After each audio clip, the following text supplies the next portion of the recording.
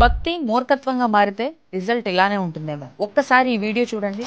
ఒక మనిషిని ఎంతమంది పట్టుకొని కొడుతున్నారు, అతని వెహికల్ని ఎలా నాశనం చేస్తున్నారు. ఇంతకీ ఈ జేసీబీ డ్రైవర్ చేసిన తప్పేంటో తెలుసా? ఏం లేదు. అవును, అతను ఏ తప్పు చేయలేదు, కానీ తన జేసీబీ నాశనం అయింది. తను దారుణంగా దెబ్బలు తినాల్సి వచ్చింది.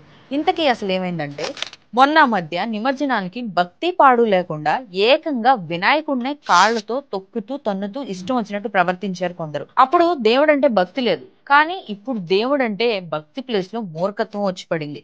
వినాయక నిమజ్జనానికి వినాయకుడిని జేసీబీ సహాయంతో తరలిస్తుండగా తాడు తెగి వినాయకుడు కింద పడిపోయాడు. ఆ తాడు తెగడంలో జేసీబీ డ్రైవర్ తప్పు ఎలా ఉంటుంది?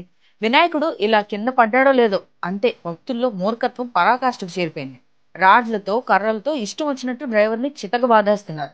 కొంచెం లేటుగా వెలుగులోకి వచ్చిన ఈ వీడియో ఇప్పుడు బాగా వైరల్ అవుతుంది. మరి ఇప్పుడు దీనిపైన ఏమైనా చర్యలు తీసుకున్నారో లేదో ఇంకా తెలియాల్సి ఉంది.